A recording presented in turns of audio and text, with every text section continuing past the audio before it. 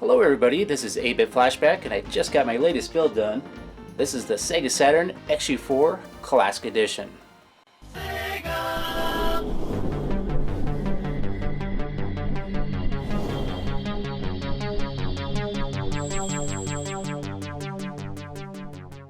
I'm a huge Sega fan, and the Sega Saturn is another one of my favorite systems. It didn't have the best graphics, it didn't have the biggest game library, it didn't even have a true Sonic the Hedgehog game. But despite all their downfalls, I remained a fan. Sega was innovative, and they did things outside the box. They had a certain attitude that the Sega fans could relate to, and they took some huge gambles in the gaming industry. And along the way, they made a lot of great games that at the time you could only play on the Sega Saturn, such as Night in the Dreams, the Panzer Dragoon series, Bug, Mr. Bones, the Clockwork Knight series, Astal, Burning Rangers, and the Guardian Heroes, just to name a few. And because I'm such a fan of Sega, I've been doing a lot of collecting, and one of the consoles I've been hunting for is the Japan Sega Saturn Model 2. And I figured instead of just buying one, why don't I just print one? This is a 3D printed case that I've turned into a functional Sega Saturn, complete with a power button, LED light, and much more. And this is powered by the Odroid Xu4 single board computer, which has enough power to emulate the Sega Saturn. And for the operating system, I'm using an Odroid Retrorina image, and right now it's in the beta stages, so it's not quite available to the public, but at some point they will be releasing it in the future. The team over at Odroid Retrorina that's working on this image that's going to support Sega Saturn and many other emulators is doing a great job, and they do very solid work. So if you want to check them out, I'll make sure to post a link down below, along with a video that kind of talks about the emulation for Sega Saturn. And here's a look at the bottom of the case, and I did add some vents for ventilation, and I also drilled a hole so you can access that switch, so you can switch between the micro SD or a portable hard drive to run your operating system. And here's a look at a mini Sega Saturn controller that I printed, and this isn't functional or anything, it's just for looks, but it does look nice sitting right next to my mini Sega Saturn for display purposes. And here's a look at a USB Sega Saturn controller that's made by Retrolink that could be used on the Odroid Xu4. But the controller that I prefer to use is this Mad Catz wireless Street Fighter controller, and this has pretty much the same button layout as the Sega Saturn, so it works really nice for Sega Saturn games. And here's looking at an Action Replay cartridge for the Sega Saturn. These were used for cheat codes, and you could also use these to play import games on your Sega Saturn. So I figured a cool way to load games on my mini Sega Saturn would be to make a mini USB thumb drive cartridge. So this is a 3D printed cartridge with a 64GB thumb drive inside of it. And I can use this to add games easily from my computer. So if I wanted to, I could have the entire Sega Saturn collection just on this one cartridge.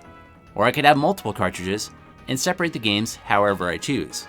So inside the case, I made a USB input where I can plug in that thumb drive cartridge. And this cartridge inserts into the console with pretty much no effort, just like the original Sega Saturn.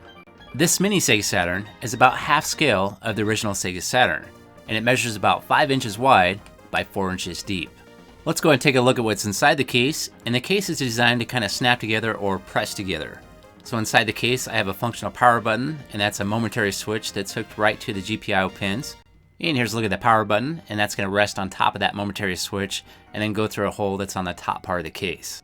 And this power switch functions a lot like the built-in power button that's already on the Odroid Xu4. But since that built-in power button is located right here, that didn't make sense to use that for the power button for this mini Sega Saturn.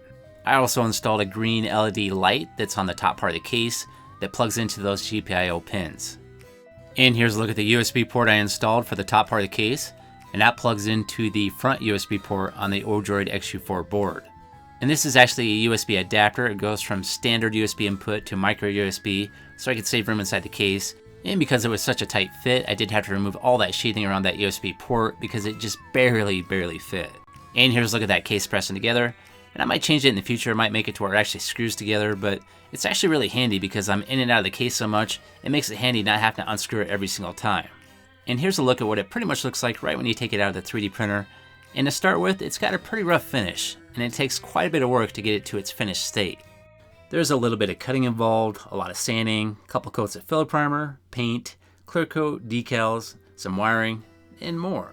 And I'm not going to be making any more of these to put up for sale, but I have took the time to upload the 3D print files to Thingiverse, so if you want to try and build one your own, you can.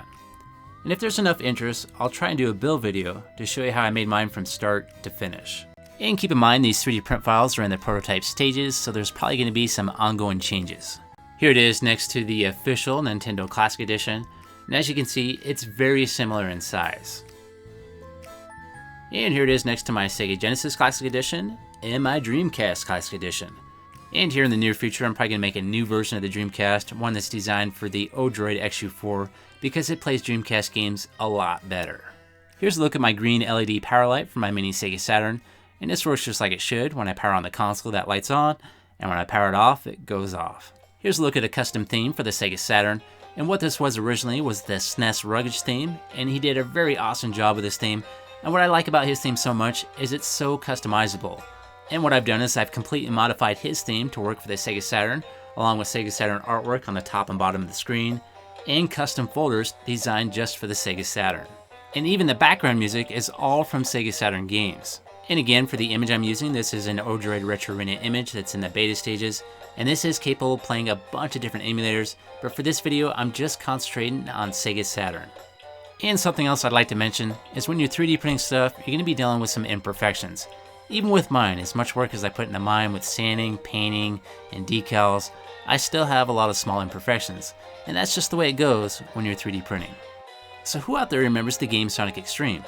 It was supposed to be a fully 3D Sonic the Hedgehog game for the Sega Saturn, but it never got released. But now, thanks to some huge Sega fans out there, they've recreated what Sonic X-treme could have been and created a game called Sonic Z-Stream. And this game can be played on Sega Saturn emulators, and it can also be played on the original console, which is really awesome. The Sega Saturn is not necessarily designed for 3D gaming, but I still think they could have made an awesome Sonic the Hedgehog. So this game gives you a taste of what a 3D Sonic the Hedgehog game can do on the Sega Saturn. Now if you're trying to base these graphics off of today's standards, that's a whole different story. But if we go back all the way to 1995, this would be an awesome looking game. And I find this homebrew game of Sonic to be very impressive. It's still considered a work in progress right now, but what they've done so far is really awesome. And the background music that they're using in this game is actually from the original Sonic X-treme that never got finished. And here's Bug 2, and this was originally a Sega Saturn exclusive, and it is very playable right now on this emulator. The emulator was originally a Yabause emulator, and it was taken over by Yaba Sanshiro, who has made drastic improvements. And now, with the help of Team ORA, they're making this even better and playable on the Odroid Xu4. Now I'm going to show you how that power button works just by pressing it. That'll go ahead and shut down the system. And then once that fan shuts off, I can go ahead and turn it back on by long pressing it and holding it for just a few seconds. And that'll power back up and load Emulation Station, and then take me right back to my custom theme. So, who out there recognizes this music? It's pretty popular. So right now, the emulation for Sega Saturn is still a work in progress, but there's already a lot of games that are very playable, and you can play it very close to full speed. Here's a look at the original Gex, and it's pretty much playing at full speed with almost no issues. Sega Saturn emulation has come a long ways in the last couple years, and it's going to just keep getting better. Now with all that being said, there are still games out there that are not compatible and working with this emulator yet. But hopefully here in the future, we can get more games working. Here's a look at Panzer Dragoon Saga, and this game is actually very playable with this emulator. And it looks amazing. This is a very good looking 3D game for the Sega Saturn. If you've never tried any of the Panzer Dragoon games, you're missing out. Here's a look at Magic Knight Ray Earth, and I believe this was the last US game released for the Sega Saturn. Although Japan continued to have releases for the Sega Saturn for years after. Here's a look at the original Rayman, and I would say it is very playable. That's one thing Sega Saturn did very well. All the side-scrolling 2D games could be handled great by the Sega Saturn. Even 2D fighting games like Marvel Super Heroes or Street Fighter could be handled way better on the Sega Saturn versus the PlayStation. At least in my opinion, I thought it was a night and day difference. Here's Guardian Heroes, also very playable. This game has an awesome soundtrack, you got awesome magic. This is one of the greatest games for Sega Saturn. Here's the original Need for Speed, and this is also a very fun game to me. There's not a whole lot of racers for the Sega Saturn. You got Sega Rally, you got Daytona USA, but I thought the original Need for Speed was actually a pretty cool game for the Sega Saturn. There was actually a sense of speed that you could feel in the game really well, and that matched the name Need for Speed. Here's Ostel, which was another Sega Saturn exclusive at the time, and this is another great game. And this is a game you really don't hear much about, and I'm not sure why, because this is a classic.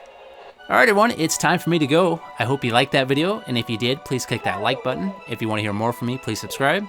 And if you want to help support the channel, you can now find me on Facebook and Patreon. Have yourself a great day, and I'll see you next time.